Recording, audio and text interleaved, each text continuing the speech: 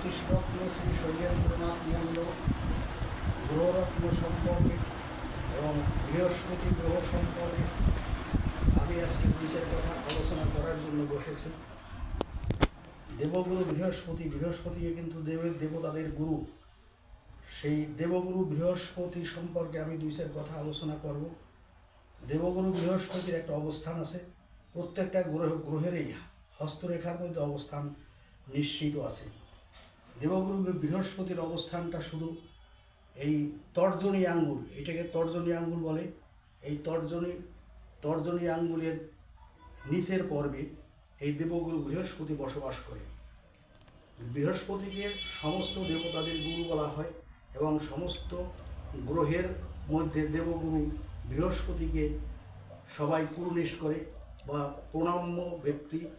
এবং এই বৃহস্পতি যদি মানুষের উপরে বিত শ্রদ্ধা হয়, বৃহস্পতির ক্ষেত্রটা যদি খারাপ হয় অথবা বৃহস্পতির ক্ষেত্রে যদি বিভিন্ন রকমের অশুভ চিহ্ন থাকে, তাহলে ওই বৃহস্পতি মানুষকে খারাপ পথে টেনে নিয়ে যেতে পারে। বৃহস্পতি ঘরটা যদি পরিষ্কার থাকে এবং এই ঘরটা সাধারণত একটু উঁচুতে থাকে, প্রত্যেকটা ঘরের থেকে এই বৃহস্পতির ঘরটা একটু উঁচুতে অবস্থান করে, যার কারণে বৃহস্পতি মানে লক্ষ্মী, ভাগ্যলক্ষ্মী তার হাতে বাঁধা থাকে। এবং এই বৃহস্পতির যে আঙ্গুলটা, এই আঙ্গুলটা সর্বদা দেখা যায় শনির আঙ্গুলের দিকে একটু বেঁকে থাকে সাধারণত। তো এই বেঁকে থাকাটা ভালো। আর এখানে দেখা যায় বৃহস্পতির ক্ষেত্রে যদি ক্রস চিহ্ন থাকে, তাহলে দেখা যাবে তারা পরধনে ধনী হতে পারে। বিবাহের পূর্বে অথবা বিবাহের পরে তারা বিবাহিত জীবনে ওই শ্বশুরবাড়ি থেকে টাকা পয়সা বা ধন সম্পত্তি তাদের ভাগ্যে অনেক সময় হয়। আবার দেখা যায় যাদের হাত বৃহস্পতি ক্ষেত্রটা পরিষ্কার আছে, অথচ ওই বৃহস্পতির ক্ষেত্রের মধ্যে বাঁধাকাটা কতগুলো দাগ আছে, ওই দাগগুলো কিন্তু অনিয়মের কারণ। অনিয়মের কারণ বলতে সেখানে অসুখ বিসুখ রোগ বালাই দেখা দেয়, মানুষের সংসারে তার হানি দেখা দেয়, সংসারে শনির যোগটা প্রবল হয়ে ওঠে। কিন্তু বৃহস্পতি যে দেবতাদের গুরু, তাই শনি তাকে কিছু কোনো কারণবশত কোনো সমস্যায় পড়লেও শনি তাকে আক্রমণ করতে পারে না।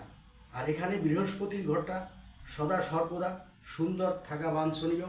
এই ঘরে যদি ভালো থাকে তাহলে তার সংসার সুখের হয় এবং সংসারের মধ্যে সুখ শান্তি আসে। 12 মাসের মধ্যে 12 মাসেই তার সংসারে লক্ষ্মী, ভাগ্যলক্ষ্মী বাঁধা থাকে। ভাগ্যলক্ষ্মীর ললাটে বৃহস্পতি কিন্তু ওই চন্দনের ফোঁটা বা তিলকের ফোঁটা পরিয়ে দিয়েছিল। ওই যে তিলক বা চন্দনের ফোঁটা যখন এই বৃহস্পতি ওই লক্ষ্মীকে পরিয়ে দিয়েছিল, ওই দিন থেকে কিন্তু ওই মেয়েদের বিবাহিত জীবনে, মেয়েদের বিবাহের সময় তারা ললাটে সিঁদুর পরে। ওই যে সিঁদুর পরার ইটা ওইখান থেকে আসছে।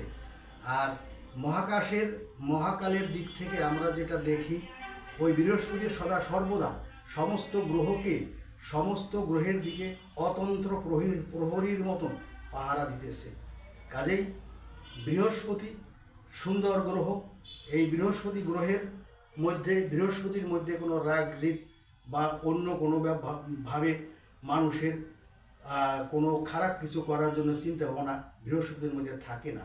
কিন্তু অনেক সময় তারপরেও থাকে, যখন বৃহস্পতি যদি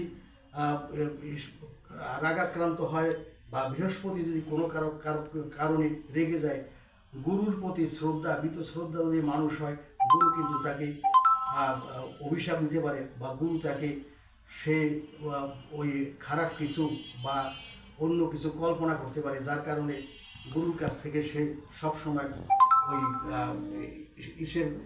ওই প্রতিহিংসা বা কোনো ওই নর্মালভাবে গুরু তাকে ভালোবাসে না।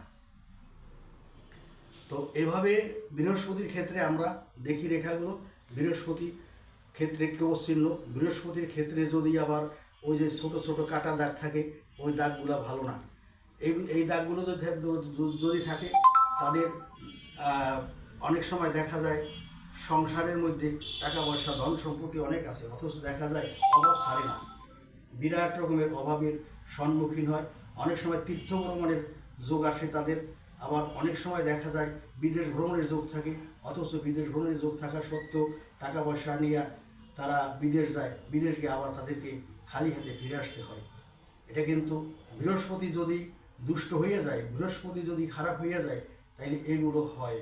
আবার দেখা যায় এই বৃহস্পতির ঘরটা যদি আমাদের ভালো থাকে তাইলে কোনো সমস্যা থাকে না, সব কিছুতেই হয়। তবে ওই বৃহস্পতির অশুভ দৃষ্টি থেকে রক্ষা পাওয়ার জন্য আমরা সাধারণত পোকরাজ, একটা রত্ন আছে, ওই পোকরাজের ব্যবস্থা দিয়ে থাকি। ধন্যবাদ। পরে আবার আমরা আলোচনা করব।